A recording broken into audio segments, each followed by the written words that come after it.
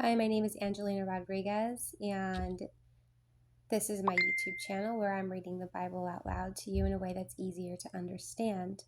I'm reading one chapter a day. We're on chapter 29, and this is the book of Genesis. The end of a very, very long day, so please bear with me. Then Jacob continued on his journey and came to the land of the eastern peoples. There he saw a well in the open country, with 3 flocks of sheep lying near it because the flocks were watered from that well.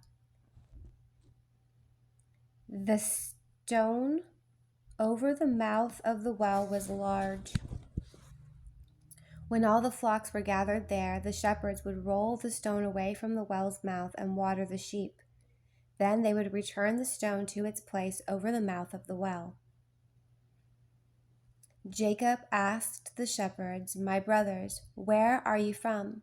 "We're from Haran," they replied. He said to them, "Do you know Laban, Nahor's grandson?" "Yes, we know him," they answered. Then Jacob asked them, "Is he well?" "Yes, he is," they said. "And here comes his daughter Rachel with the sheep." "Look," he said, "the sun is still high. It is not time for the flocks to be gathered. Water the sheep and take them back to the pasture." "We can't," they replied, "until the flocks are gathered and the stone has been rolled away from the mouth of the well. Then we will water the sheep."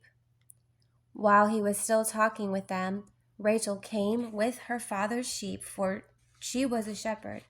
When Jacob saw Rachel's daughter of his uncle Laban and Laban's sheep, he went over and rolled the stone away from the mouth of the well and watered his uncle's sheep. Then Jacob kissed Rachel and began to weep aloud. He had told Rachel that he was a relative of her father and a son of Rebekah. So she ran and told her father.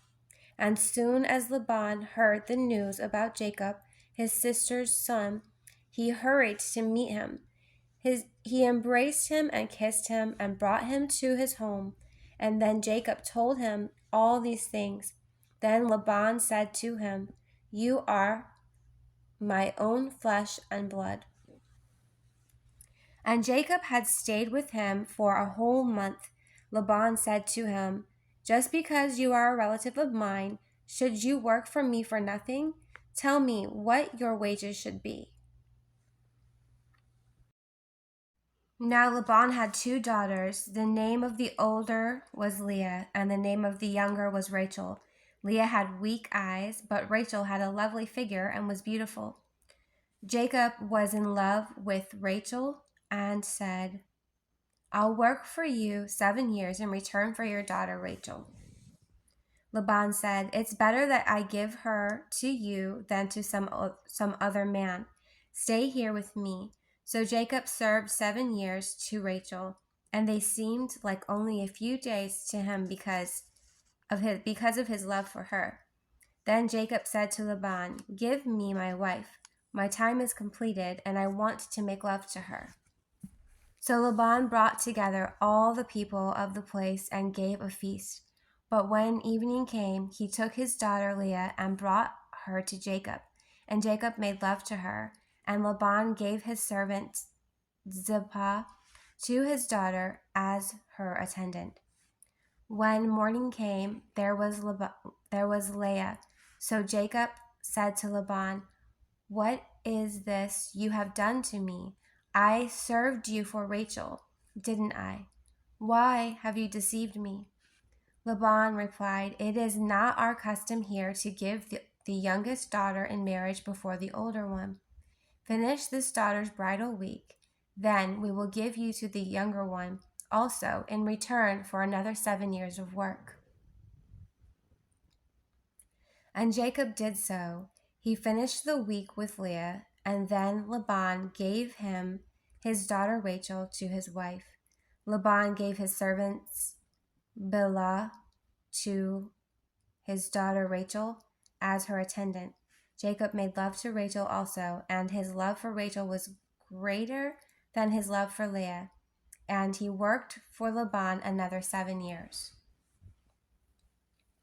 When the Lord saw that Leah was not loved, he enabled her to conceive, but Rachel remained childless.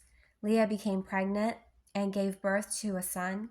She named him Reuben, for she said, "It is because the Lord has seen my misery. Surely my husband will love me now." She conceived again, and when she gave birth to a son, she said, "Because the Lord heard that I am not loved, he gave me this one too."